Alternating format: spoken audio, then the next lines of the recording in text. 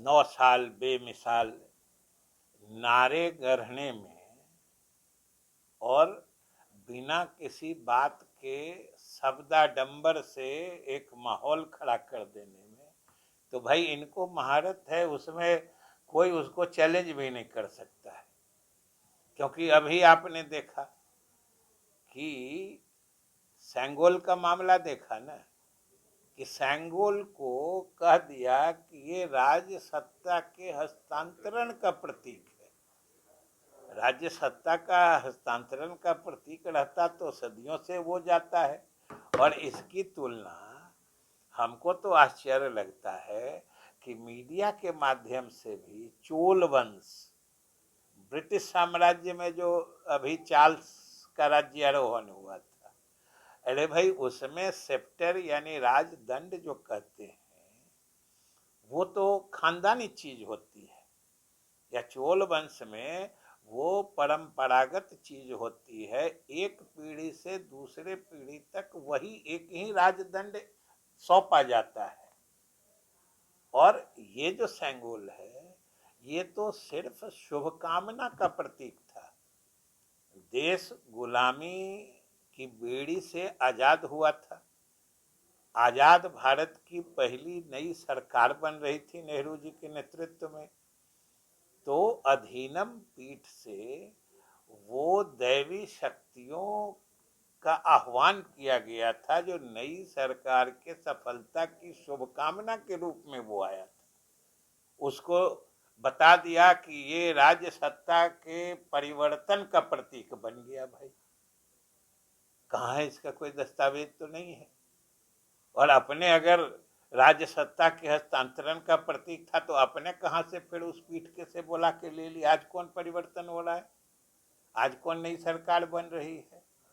तो ये सब आप लोगों के सहयोग से पूरे देश के मति को, पूरे देश की सोच को एक अलग दिशा में निकाल देने का, अलग दिशा में बहा देने का, तो भाई उनको महारत है। और सहयोग आप लोगों का हो जाता है। कैसे भर दिन चलाते रहे बिना उसका इतिहास भूगोल जाने। जो सेंगोल कोई राज्य सत्ता के हस्तांतरण का प्रतीक नहीं होता है, कहीं तो आप लोगों ने खोजा नहीं, बस सेंगोल और दिखाते दिखाते भर दिन दिखाते चले गए। ये और जगह तो एक तरह से घोषित हो ही चुकी है कि 12 तारीख को पटने में अधिकांश विपक्षी दलों की बैठक होगी, जिसमें आगे के रणनीति पर विचार होगा कि लोकसभा चुनाव में कैसे गैर भाजपा सभी विपक्षी दल एकजुट होकर आपस में एकमत होकर कैसे लड़ें, उस पर बातचीत होगी। क्योंकि अब ये बात लगभग सभी मान चुके हैं कि अगर सभी दल एकजुट हो गए तो फिर भाजपा वापस सत्ता में नहीं आ सकती है। यह लगभग सब लोग अब आश्वस्त हो चुके हैं।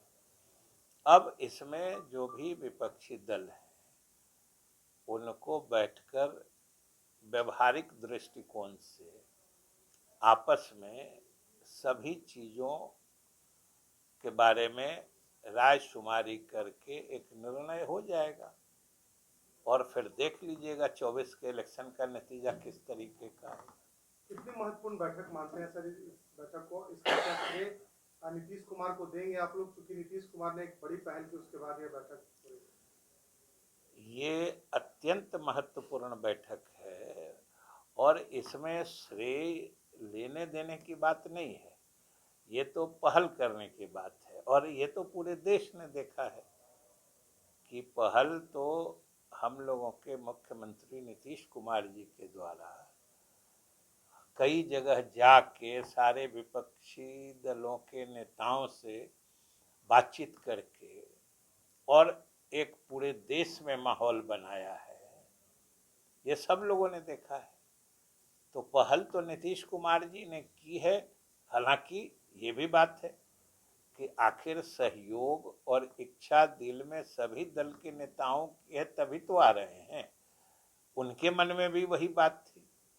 तो पहल नीतीश कुमार जी की है, लेकिन सहयोग, इच्छा, समर्थन और फिर एकजुटता की कवायद सब लोगों के इच्छा से और सब लोगों के सहयोग से ही संभव है।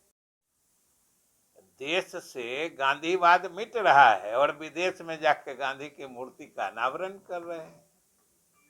यही तो खासियत है और यही तो 9 साल बेमिसाल है, सही माने में बेमिसाल है।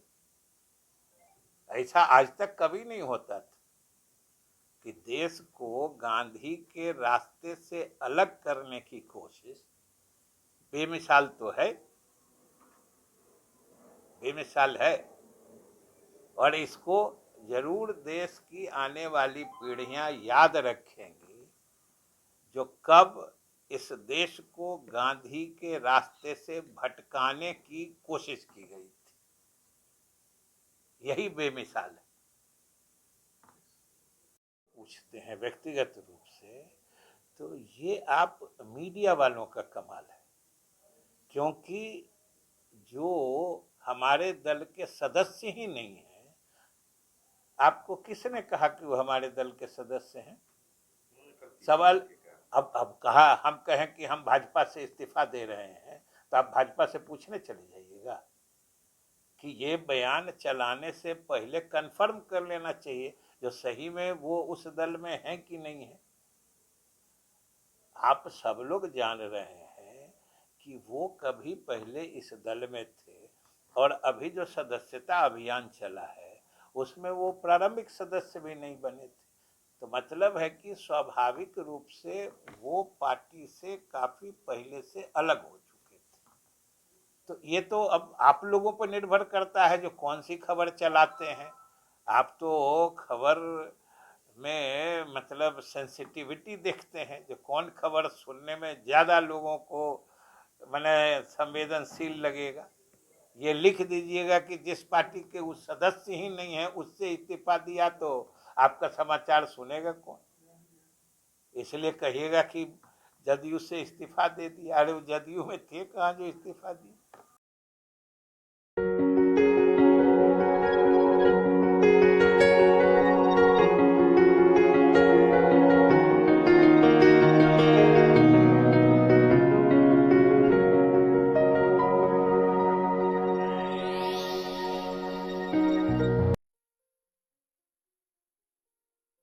ये लो मुंह मीठा करो, आज मैंने अपना जॉब छोड़ दिया, अब हम पूर्णिया वापस जाएंगे। जॉब छोड़ दिया है? मतलब ये घर कैसे चलेगा? हम करेंगे क्या? और माँ बाबूजी क्या बोलेंगे? इसलिए मैं एक और मिठाई का डब्बा लाया। अपने बिजनेस के लिए लोन अप्रूव हो गया। अरे लोन अप्रूव हो गया वो तो ठीक है, लेकिन पूर्णिया में हम रहेंगे कहाँ? अपना घर भी तो नहीं है वहाँ। इसलिए तो एक और मिठाई का डब्बा अलग से लाया हूँ। हमने पूर्णिया में घर ले लिया है, पूर्णिया के ई होम्स पैनोरमा में। पूर्णिया में पैनोरमा ग्रुप लेकर आए हैं ई होम्स पैनोरमा। बड़ा घर, आलीशान जिंदगी और अत्याधुनिक सुविधाओं के संग। अरे अब क्यों मुंह मीठा करवा रही हो? क्योंकि हम घर वापसी जो कर रहे हैं। घर वापसी की खुशी पूर्णिया में ई होम्स पैनोरमा के संग। ई Homes Panorama, luxurious lifestyle redefined.